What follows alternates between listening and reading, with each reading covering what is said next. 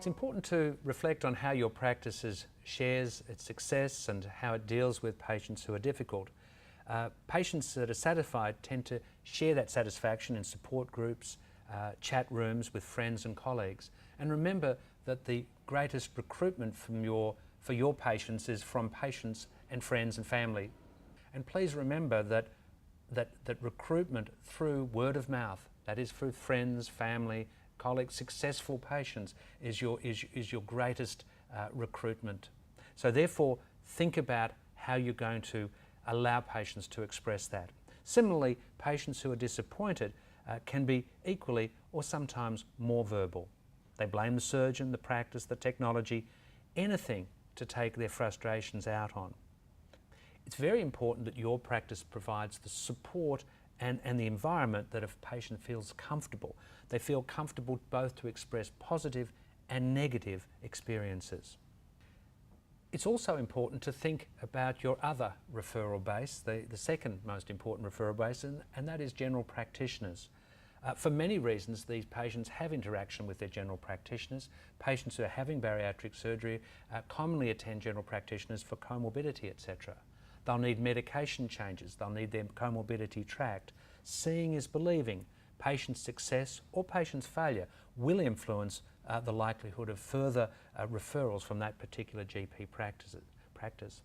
Some practices are excellent at communicating with GPs, some do it very poorly.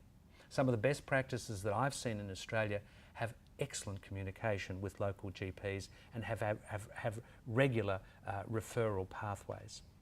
When we looked at the total care faculty, we see that there's quite a variety of what US practices are doing with communication with their general practitioners or primary care providers. Some, not the majority, provide a feedback after every visit, some once a year, some as necessary, but many do it just after the initial procedure or not at all. So your communication with practices, the good, the bad, the ugly, is very important. Now, when we look at failure of a particular patient and how we classify failure, it's quite complex. But when it comes down to an individual, it's an individual decision of good and the benefits and the risks, the good side and the bad side. And if we set up realistic expectations, we'll do well. Why does why does failure ultimately depend on the patient? Well, it's their feelings and expectations. You'll see in this little Venn diagram here that we as medical practitioners are often looking at history, examination, tests, diagnosis and medical things. But patients are looking at feelings, ideas, function, expectations, and they have completely different ideas as to what success might be at times. So poor weight loss, unfulfilled expectations, major complication, band intolerance, band removal, failure for comorbidity to improve, unacceptable quality of life. An individual decides that the cost-benefit analysis is negative, and of course a band-related death, which is actually quite a rarity. Failure to one patient may not be failure to another.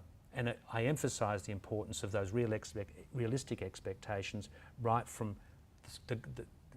the outset, so that we minimise unnecessary poor expectations. Now that's looking at the individual patient, but when we look at groups of our patients, we want to be sure that our practice is doing well, and we want to know how to assess whether we're up to scratch. And I think we can look at weight loss, we can look at complications.